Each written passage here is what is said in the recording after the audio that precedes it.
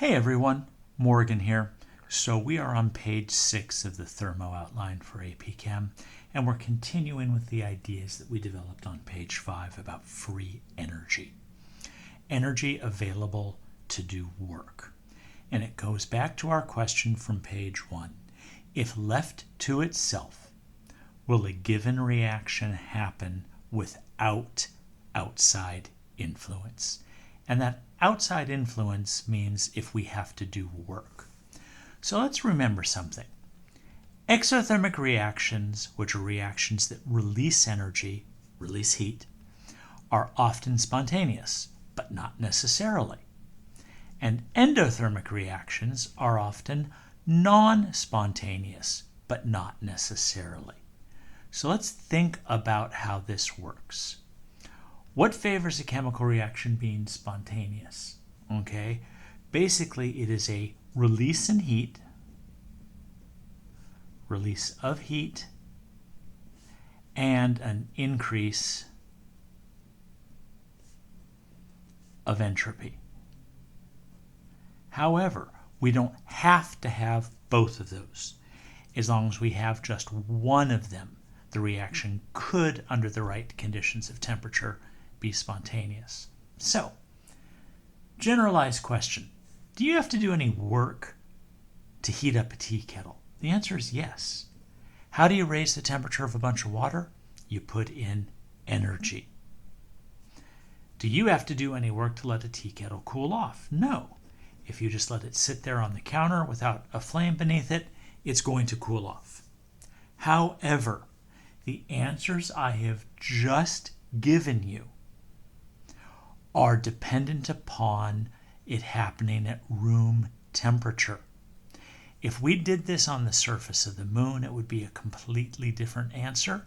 If we did this on the surface of the sun, it would be a completely different answer. Okay?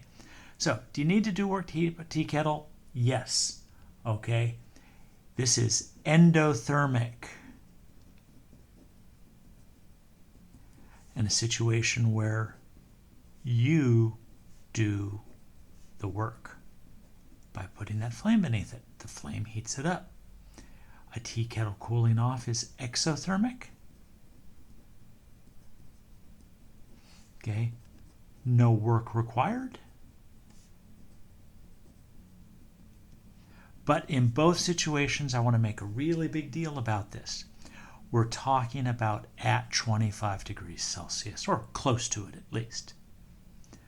All right, that was a discussion basically of enthalpy.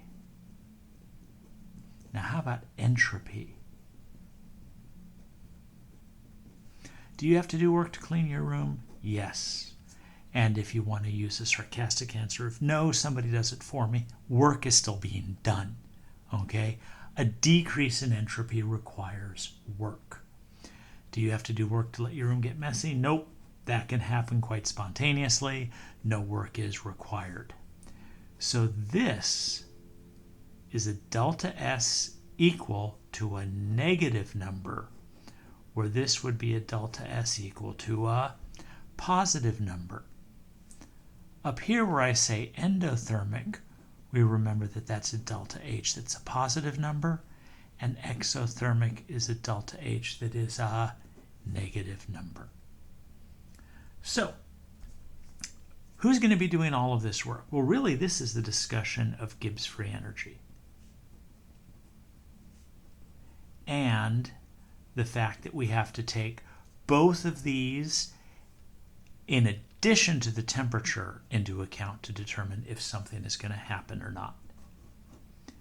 Delta G equals delta H minus T delta S. So now, if the enthalpy is negative and the entropy is positive, what that is telling us is that no work is required on my part and no work is required on my part. The free energy is going to be negative. It's going to be spontaneous, all temperatures. Okay, now I could algebraically plug that into this equation and say a negative minus a positive will equal a negative. But all that does is tell me that you understand the difference between positive and negative numbers. it doesn't say anything about the chemistry. Here, the release of heat requires no effort, and an increase in entropy requires no effort. The opposite of that, when the delta H is positive and delta S is negative, endothermic and a decrease in entropy. This requires work, which means that reaction is never going to be spontaneous. Okay, it doesn't matter about the temperature. Those both require work, which means it cannot be spontaneous. Both of them do not require work, which means it can always be spontaneous. Now, the other possibility is if they're both positive or both negative. And this is where temperature becomes a very big deal. Now, if the enthalpy is positive, that means it is endothermic. And that requires us to put work in. Entropy, nope, no work required. Positive, that's fine. This is going to be spontaneous at higher temperatures. Now, the fact that it's a higher temperature means that more energy is available to be absorbed. If you think about Le Chatelier's principle, okay, when delta H is positive and you increase the temperature, that pushes it towards the products. Negative, negative, it's spontaneous at lower temps, because at a lower temperature it is easier for energy to be released. Now, at higher temps, a positive delta S entropy, higher temp, that entropy is going to go up even more. That helps to push the reaction. At lower temps, this negative entropy, at lower temps, that means the entropy change is not as drastic. Remember, entropy is very much temperature dependent. Okay, there you go. Page 6, a really good set of ideas about spontaneity, and we will apply these on the next page of the outline. Thanks for tuning in. This is Morgan signing off.